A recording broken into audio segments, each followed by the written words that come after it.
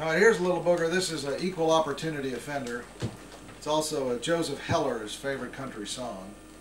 Of course, that raises the question, what does Joseph Heller really know about country music? Well, a redneck nerd in a bowling shirt was a guzzling Lone Star beer. Yeah, hi, this is Kinky Friedman. I'm the author of a series of mystery novels. I think the first has just been translated into Swedish, called Elvis, Jesus, and Coca-Cola. You just want to doodle a Christian girl and you killed God's only son. I said, has it occurred to you, you nerd, that that's not very nice? We Jews believe it was Santa Claus that killed Jesus Christ. You know, you don't look Jewish. Well, you know, my dream was always to be a country singer. And if you dream of being a country singer, you'll wind up a best-selling novelist every time. That's just the way it works.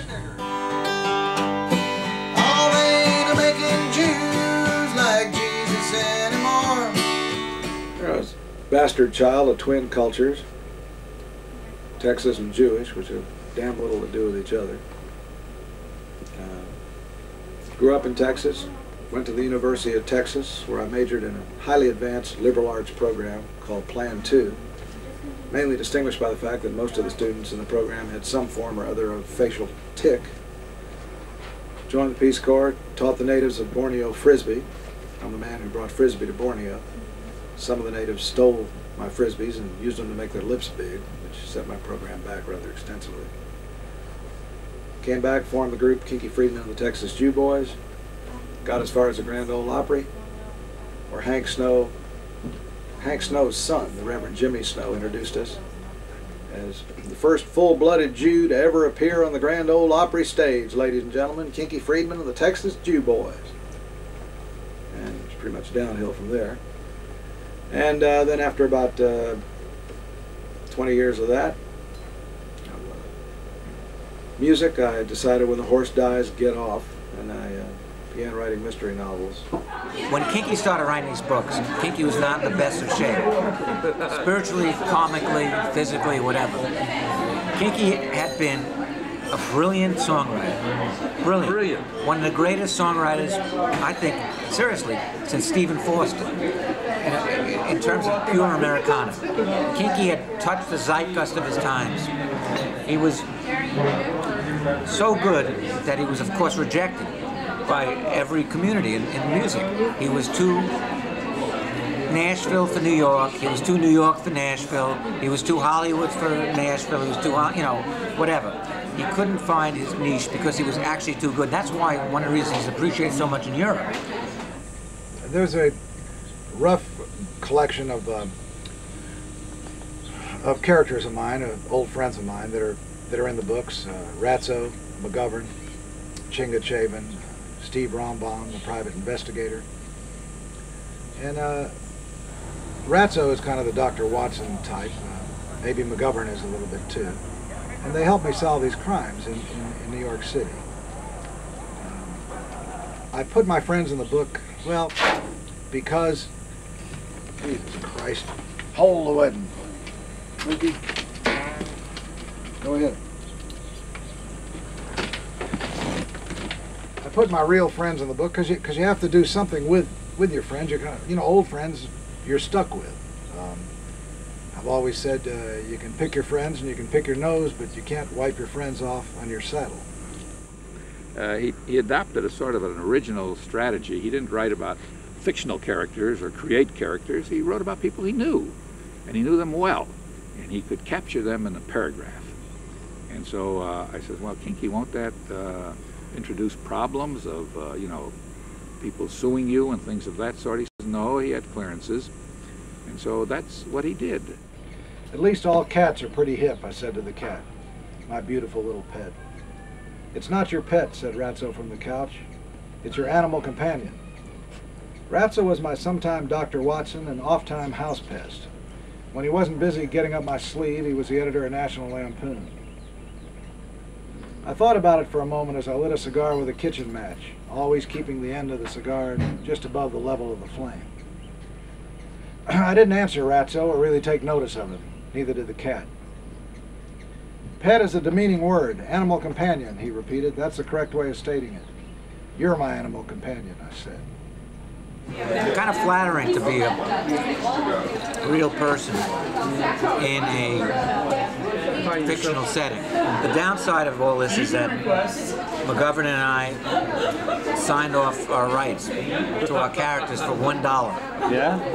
Before You got $1? The first book came, I never got the $1. I never got the $1 either. He called up one day and he remembered when my mother died that he'd left, the only thing she left me was a typewriter.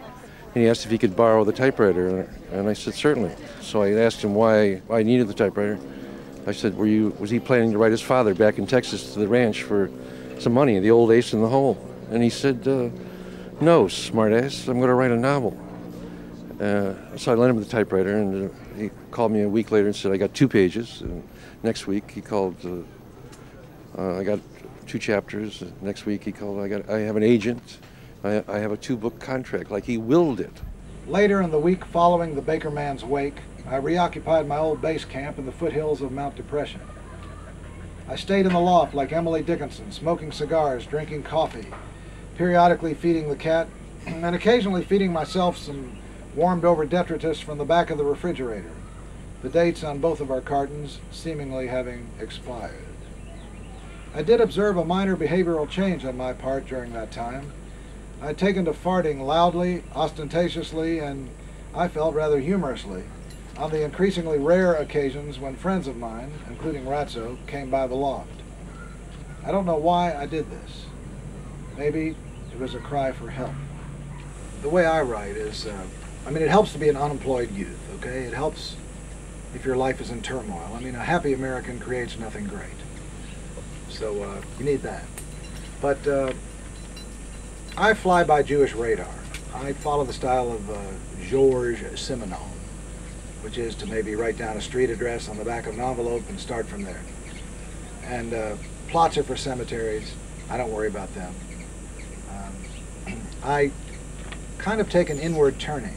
I find that things that entertain me in the middle of the night, things that I say, boy, no one in Sweden is going to understand this.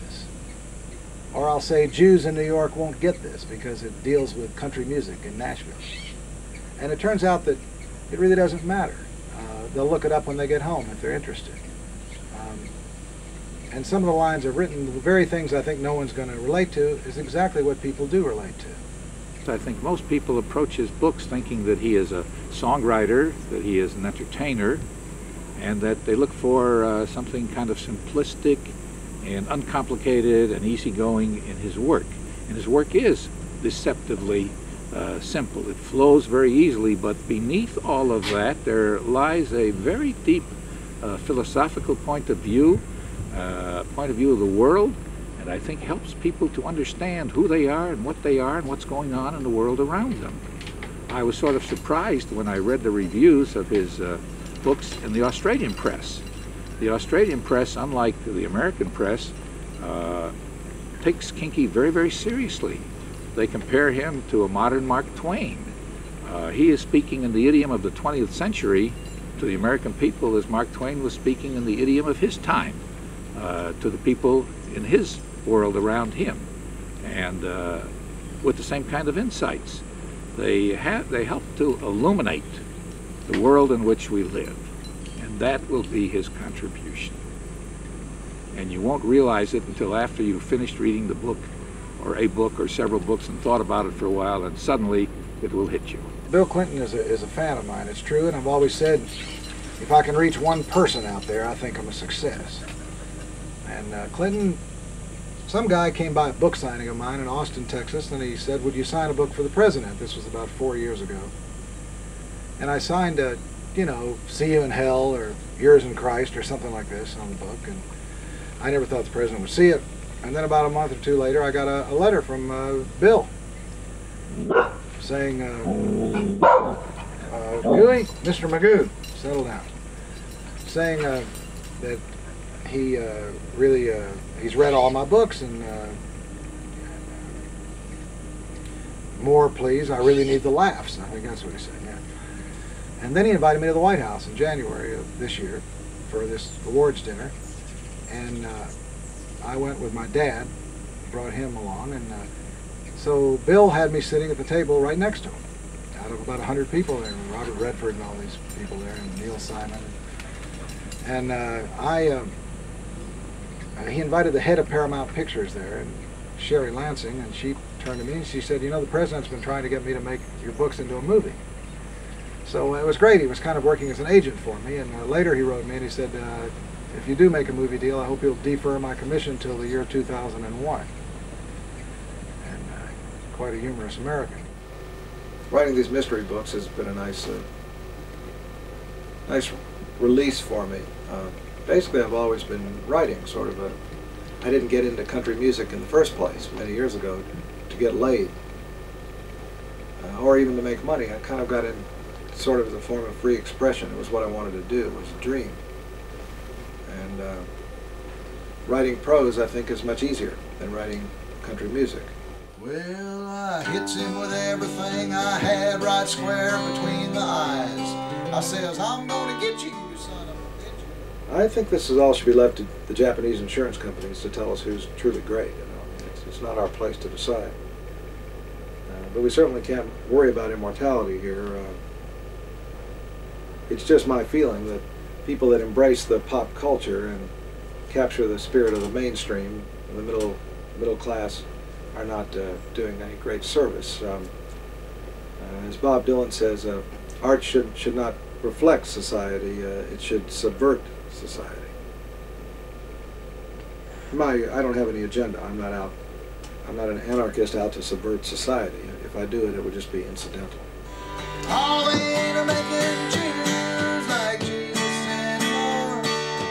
They ain't making carpenters who know what nails are for. Well, the whole damn place was singing as I strolled right out the door. Lord, choo-choo-choo-choo-choo-choo buzz. They ain't making Jews like Jesus anymore.